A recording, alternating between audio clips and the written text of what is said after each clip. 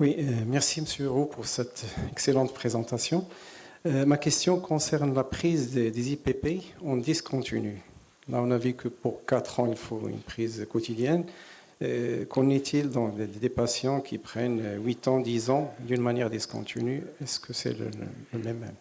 Alors, on parle bien de la prise discontinue, c'est-à-dire que j'ai mal à l'estomac de temps en temps ou je suis sous INS de temps en temps et j'en prends à ce moment-là. Il n'y a pas de papier qui suggère que là, le risque est augmenté. Par ailleurs, je n'ai pas connaissance de papier faisant une sorte de dose cumulée, comme par la corticothérapie. C'est-à-dire qu'on pourrait se dire, en effet, je regarde sur 5 ans, quel est le nombre de milligrammes d'oméprazole pris, est-ce que ceci est associé au risque de fracture? Non. Il semble bien que ce soit cet effet, je dirais, acide-base sur l'estomac, chronique, quotidien, sur des années, qui est responsable de cet effet. Donc il faut être...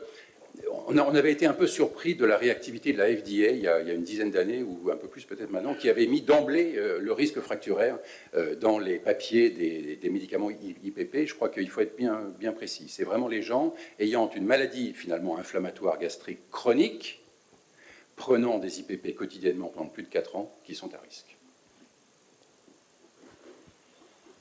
Docteur Bouchti. Merci pour cette présentation. Moi, j'ai une question un petit peu par rapport, c'est en dehors des médicaments qui causent l'ostéoporose, mais plutôt, parce que vous avez parlé de la vitamine K. Maintenant, on voit de la vitamine D associée à la vitamine K. Et c'est très en vogue maintenant pour la supplémentation. Pour réussir la supplémentation en vitamine D, autant donner la forme associée. Qu'en pensez-vous? Le plus grand mal. Nos généralistes maintenant ne parlent que de ça, ne jurent que par ça. Ouais. Alors la vitamine K a été très à la mode dans le domaine de l'ostéoporose il y a quelques années, lorsque des papiers japonais très bien faits contre placebo ont démontré le bénéfice de la vitamine K dans l'ostéoporose chez les Japonais. Et je crois qu'il n'a échappé à personne que le patrimoine génétique des Japonais n'est pas tout à fait le même que celui des populations occidentales. Et toutes les études, en particulier aux États-Unis, qui ont tenté de regarder si la vitamine K pouvait avoir un effet, sont négatives. Donc le problème est réglé depuis 10 ans. Il n'y a aucun effet de la vitamine K sur l'os. Ça ne sert à rien d'en donner. Alors après, que pour des raisons commerciales, certains souhaitent augmenter le prix de leurs médicaments en associant différentes vitamines dans un comprimé, pourquoi pas. Mais je déconseille formellement cette association. Je vois que ça n'apporte rien à la vitamine D. Ça ne potentialise pas l'effet de la vitamine D, et la probabilité que cette vitamine K puisse avoir un effet sur l'os est nulle. Donc je pense qu'on a besoin de vitamine D, ça c'est sûr, mais on n'a pas besoin d'autre chose. Alors, une petite question, Christian. Tu nous as présenté 2 ou 3 situations cliniques assez didactiques, mais relativement claires. Mais après, on a un peu appris avec toi à évaluer les statuts osseux individuels et personnalisés des patients, en se basant sur des scores type FRAX, etc. Le problème, c'est quand on a ces patients polymédicamentés, c'est-à-dire sous anticoagulants, sous corticoïdes, sous IPP, etc., qui ont une densité normale et qui se cassent. Oui.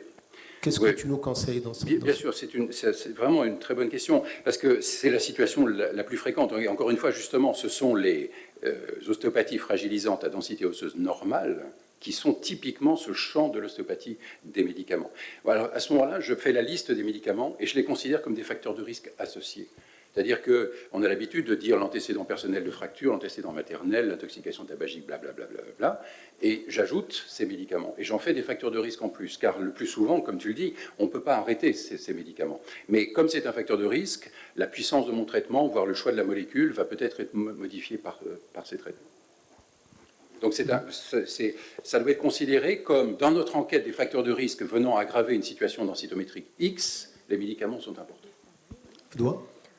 Question simple. À partir de quel... Est-ce qu'il y a un chiffre d'ostéodensitométrie à partir duquel on va traiter chez les patients sous anti-aromatase? -1, -2, moins quoi? Alors, c'est très discuté, mais -2 est certainement le seuil qu'il ne faut pas, au-dessous duquel il ne faut pas descendre.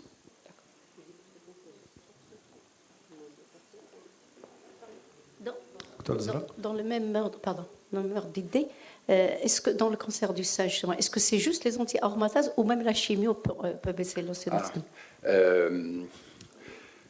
Alors, la chimiothérapie, ça a été bien étudié chez les femmes non ménopausées. Donc, les femmes non ménopausées avec cancer du sein traitées par chimiothérapie font effectivement une ménopause brutale chimique et ont des complications osseuses de ces traitements. Chez les femmes ménopausées, je n'ai pas en tête de papier prouvant que la chimiothérapie puisse être plus toxique que les anti-aromatases. De plus, elle est donnée pour une période courte, le plus souvent, sauf catastrophe oncologique. Mais le plus souvent, elle est donnée pour des périodes courtes, et par conséquent, il n'y a pas l'impact osseux négatif que l'on retrouve dans ces traitements qui, eux, sont prescrits pendant 5 à 10 ans. Professeur Hassani. Merci Christian pour la présentation. Je rejoins la question de Fedwa. Une patiente qui a -2 et que je mets sous Aclasta, c'est tous les 5 ans? Alors, il y a deux façons de faire, soit de manière dogmatique tous les 2 ans, par exemple, soit, ce qui me paraît plus intelligent, de suivre sur les CTX, suivre sur les paramètres. Parce que finalement, ce que nous cherchons à prévenir, c'est la diminution de la densité osseuse par excès de résorption. Et donc, les CTX vont nous donner un reflet très exact. Sous anti-aromatase, les CTX augmentent beaucoup. Et le traitement par Aclasta va les ramener à la normale, voire les rendre indosables.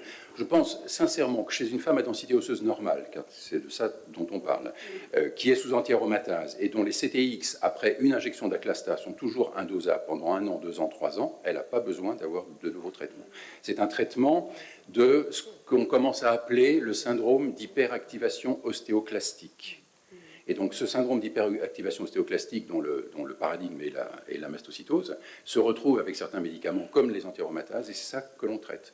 Donc sincèrement, dans la plupart des cas pour mes patientes, lorsque la densité osseuse est normale au début, c'est au-dessus de -2, je fais une seule injection et je ne m'acharne à les traiter de façon répétée que si elles sont d'emblée ostéoporotiques, -3, déjà fracturées, etc., etc. Et parfois, une seule injection suffit pour les 5 ans. Docteur Maroufi. Concernant les antidépresseurs, est-ce qu'on doit incriminer surtout les inhibiteurs de la recapture de la sérotonine ou bien tous? Les papiers disent surtout les tricycliques. Maintenant, les inhibiteurs de recapture de la sérotonine sont prescrits plus largement et leurs indications ont un peu glissé aussi vers les sujets les plus âgés, qui étaient autrefois la cible des tricycliques. Donc aujourd'hui, on a l'impression que l'ensemble de ces traitements est associé au risque. Alors Christian, l'ostéopathie au méthotrexate, est-ce que vous avez pu identifier un phénotype ou des facteurs de risque? Malheureusement, non. On a regardé, certaines sont ostéoporotiques, d'autres... Nous n'avons que 12 cas, mais dans la littérature, on regarde un petit peu, il y a vraiment de tout. De même que la question est souvent, est-ce qu'il faut donner un traitement anti-ostéoporotique en plus? Ça dépend de la situation osseuse. Le seul traitement, c'est l'arrêt du métaux. Si la densité osseuse est parfaitement normale, je ne suis pas sûr qu'on ait besoin de donner un traitement. En tout cas, il n'y a pas de preuve aujourd'hui qu'associer un traitement anti-ostéoporotique raccourcit les délais de guérison. Voilà. En revanche, la plupart sont bien entendu, ont reçu de la cortisone, sont ostéoporotiques et peuvent nécessiter un traitement spécifique. Une dernière question, Madame Hassani. Question partagée, alors. Vous avez droit à 3 fois plus de temps, alors.